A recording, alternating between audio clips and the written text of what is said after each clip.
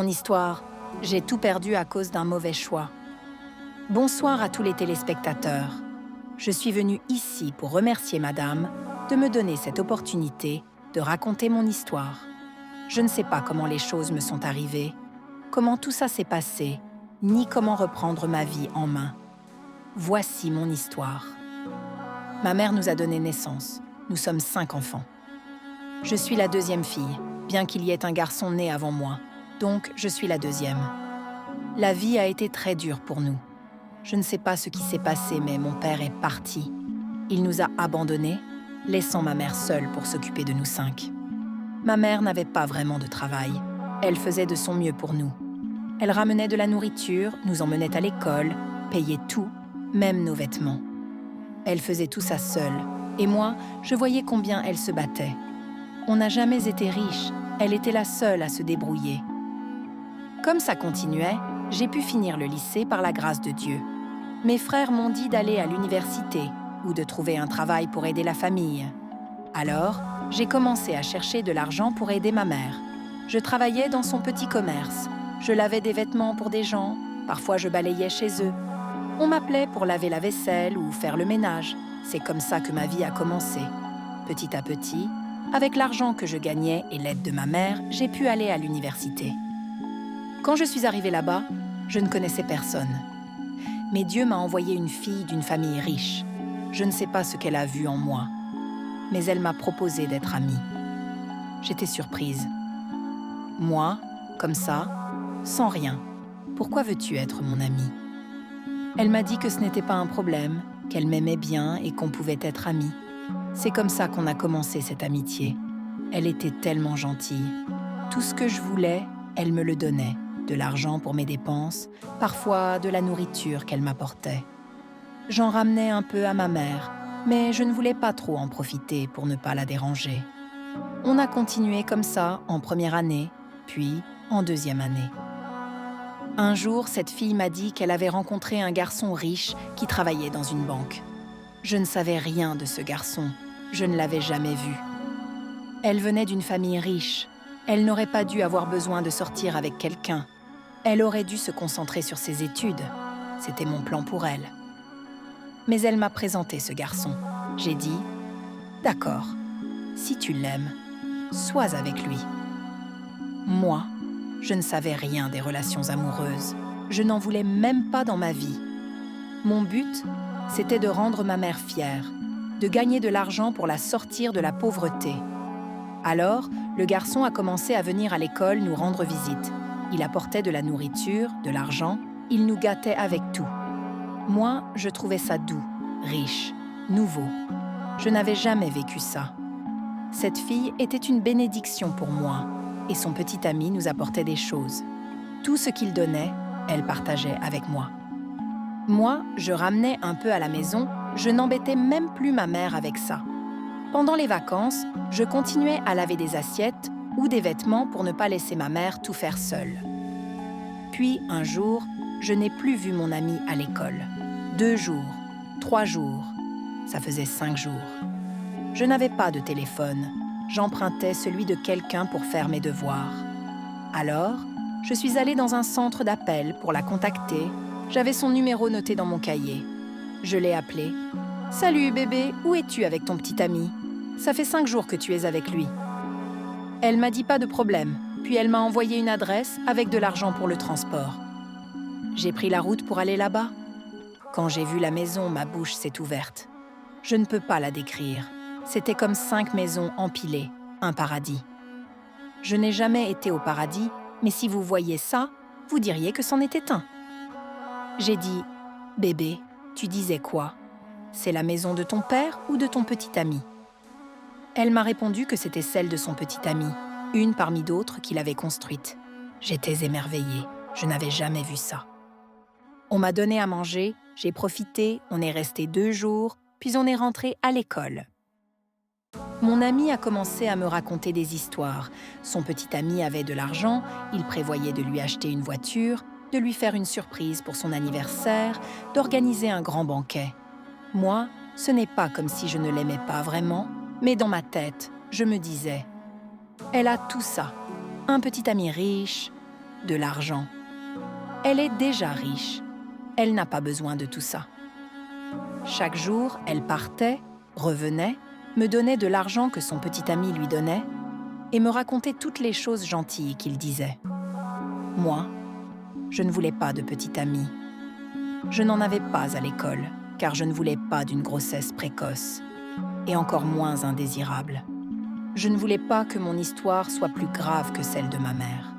Puis, elle m'a dit qu'il partait en vacances en Russie. J'ai dit « C'est vrai ? Ton petit ami travaille et tes parents sont d'accord ?» Elle m'a envoyé des photos et autres.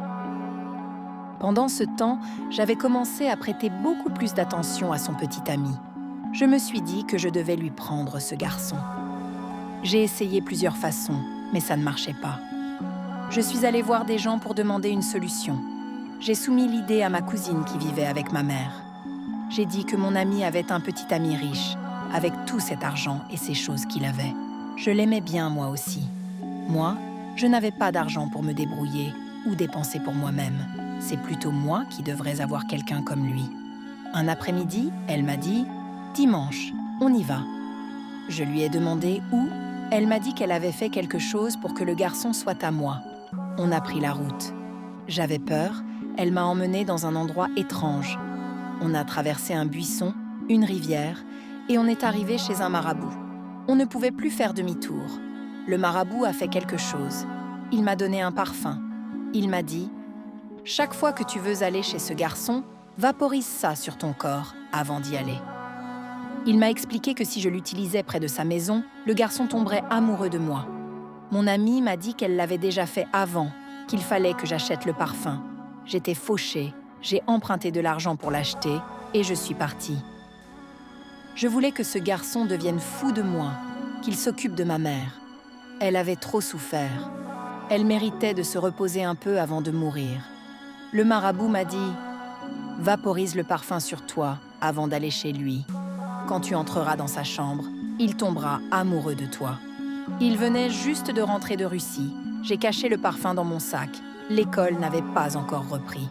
Un après-midi, un esprit m'a poussée, comme une mission. Je me suis levée. Mon amie m'avait dit qu'elle allait voir son père, mais moi, je ne pouvais pas attendre. J'ai pris la route, j'ai compté les maisons comme le marabout m'avait dit. J'ai vaporisé le parfum avant d'arriver chez lui. J'ai frappé. Il a ouvert la porte. Il était à la maison, peut-être en congé ou autre, mais il n'était pas allé au travail. Dès qu'il m'a vue, il a souri. J'ai pensé, ça marche. On a souri, je me suis assise, j'ai croisé les jambes, on a discuté longtemps. Il m'a dit qu'à l'instant où il m'avait vue, il était tombé amoureux de moi. Moi, j'étais surprise. Moi qui tombe pour toi, maintenant tu tombes pour moi. Il m'a demandé ce jour-là d'être sa petite amie. J'ai dit que j'allais y réfléchir. Vous savez, une fille doit faire semblant, sinon on dirait qu'elle est trop facile. Je suis rentrée chez moi. Ce garçon m'a harcelée avec des appels. « Salut bébé, je t'aime, ceci, cela. » J'ai dit que j'étais intéressée. En moins d'une semaine, j'ai pris mes affaires et je me suis installée chez lui. Vous savez, ce sentiment quand vous sortez avec quelqu'un de riche, vous voulez vivre avec lui, investir pour aider votre mère qui pleure tous les soirs, la faire sourire. Mon amie m'appelait, mais je ne répondais pas pendant une semaine. Elle m'envoyait des messages. Je ne décrochais pas. J'avais tellement de choses avec ce garçon. Ma tête tournait.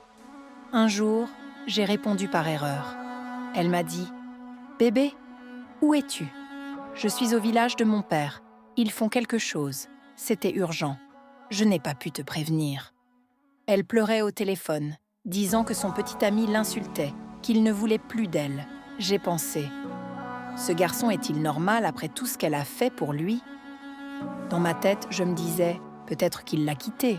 Je devrais l'appeler pour la supplier de rester avec lui. » Elle m'a dit que parfois, elle allait chez lui, mais la porte était fermée. Il n'était pas là. J'ai pensé « C'est grave à ce point ?» Je ne voulais pas qu'elle sache que j'étais avec lui. Je ne connaissais rien aux relations. Je voulais juste son petit ami. Tout ce temps, je profitais de lui. Il était si bon au lit que j'en étais devenue accro. Quelques mois après qu'on a commencé à sortir ensemble, Ce garçon me rendait tellement heureuse. Je me disais que je devais investir avec lui. Mais mes problèmes ont commencé là. Le premier mois, il dépensait pour moi. Il m'aidait à cuisiner, à laver mes vêtements. Il me massait quand je rentrais. Il m'achetait de la pizza. J'étais contente. Il utilisait son argent pour payer l'école de mes frères et sœurs. 6 ou 7 mois après, l'amour continuait. À 7 mois, j'étais enceinte de lui. Je ne préparais rien de spécial, mais j'ai entendu des rumeurs dans le quartier. Il m'avait promis le mariage, disant qu'après mon accouchement, il m'épouserait, qu'il ferait tout pour moi, qu'il suivrait les rites traditionnels, qu'il achèterait une maison pour mes parents. Il disait que tout serait à lui. Mais si quelque chose tournait mal, il m'a montré sa petite amie, mon amie, qui entrait chez lui. Ils se sont disputés, il l'a poussée dehors. Elle m'a vue dans la cuisine, elle m'a regardée, choquée, et m'a dit « C'est toi ?» J'ai répondu « Qu'est-ce que j'ai fait ?» Elle m'a dit « Tu m'as pris mon petit ami. Avec tout ce que j'ai fait pour toi, tes parents ne sont pas riches. Je t'ai tout donné. » J'ai dit « Ce n'est pas ma faute, c'est ton petit ami qui est venu me chercher. » On s'est chamaillé, mon gars l'a jeté dehors.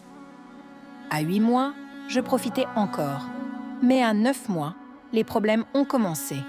Le travail a duré de 21h jusqu'à 5h du matin. J'ai accouché d'une petite fille. Dès que j'ai poussé, le bébé a touché le sol. Je ne savais pas ce que ça signifiait. Quand je suis sortie de l'hôpital pour rentrer chez lui, ses yeux s'étaient ouverts. Il m'a demandé « Qu'est-ce que tu fais dans ma maison ?» J'ai dit « Ta maison ? Comment ça ? Je suis ta femme, ta petite amie. Regarde ton bébé. Tu ne me félicites même pas ?» Il m'a dit que la dernière fois qu'il m'avait vue, j'étais l'amie de sa petite amie. J'ai répondu « Quoi ? Je suis ta femme, j'ai porté ce bébé pendant 9 mois, on vit ensemble depuis presque 1 an, et tu me dis ça ?» Je ne comprenais pas ce qui se passait. Dès que j'ai accouché, tout a basculé. J'ai appelé ma cousine pour lui raconter ce qui arrivait. Elle m'a dit d'attendre 1 semaine que mon corps se remette, puis de retourner voir le marabout, là où on avait fait le rituel. J'ai attendu 1 ou 2 semaines. Je n'étais pas moi-même. On y est allé. Le marabout m'a « Dès que tu as accouché, ton sang a touché le sol, tu aurais dû laisser cet homme t'épouser avant de tomber enceinte. » Je lui ai répondu « Tu ne m'as pas dit ça avant. » J'étais désespérée. Je voulais utiliser cet homme pour m'en sortir, lui faire un enfant pour le sécuriser et profiter de ses biens. Mais il ne m'avait pas dit qu'il fallait me marier d'abord pour que s'il arrivait quelque chose, ses biens soient non partagés en 2. Il m'a dit « Puisque ton sang a touché le sol, il y a un rituel à faire pour tout refermer. » J'ai demandé quoi faire. Il m'a dit de me calmer, que j'avais 2 choix. Soit je sacrifiais ma mère, soit je sacrifiais mon enfant. J'ai crié « Sang de Jésus !» dans la maison du marabout. Il était choqué. J'ai dit « Pourquoi sacrifier ma mère ? Elle n'a rien fait. » Il m'a répondu que c'était comme ça. Il m'a dit de choisir une option, sinon je perdrais cet homme complètement. Je suis repartie réfléchir à ma vie. En rentrant, j'ai vu mes affaires dehors. Je ne savais pas quoi faire. Je l'ai supplié, mais il m'a dit que ses yeux étaient désormais clairs et qu'il savait ce que j'avais fait. Il ne voulait plus de moi. J'étais perdue, honteuse, je ne savais pas où aller. Le soir, je suis retournée chez ma mère avec mon bébé. La nuit, je réfléchissais à quoi faire par rapport aux options du marabout. S'il m'avait demandé de sacrifier mon père, cela aurait été plus facile. Je ne sais plus quoi faire, je suis complètement confuse. Je ne peux plus non plus appeler mon ami pour lui demander de m'aider, vu que je l'ai trahi. Je ne sais quoi lui dire. Cet homme ne m'aime même pas. Il ne veut même pas voir le bébé, ni le sentir à côté. Je suis venue sur cette plateforme pour demander de l'aide. Que dois-je faire pour que mon amie m'aime à nouveau? Je ne sais pas si elle m'aime encore. Je veux qu'elle me pardonne. Je ne veux pas donner ma mère au marabout, parce que si je le fais, il demandera encore autre chose. Je ne veux pas y toucher. Au moins, conseillez-moi. Comment regagner le cœur de cet homme? Du moins, qu'il reconnaisse son bébé. Je ne veux pas que mon enfant souffre comme moi ou comme ma mère a souffert, pleurant tous les soirs. Si je savais, je n'aurais pas dû m'engager dans une telle voie. Maintenant que j'ai tout gâché comme ça, dois-je abandonner cet homme complètement? Je veux reprendre ma vie, récupérer mon amie, qu'elle me pardonne, que mon bébé ait un père. Je vous en prie, conseillez-moi, merci.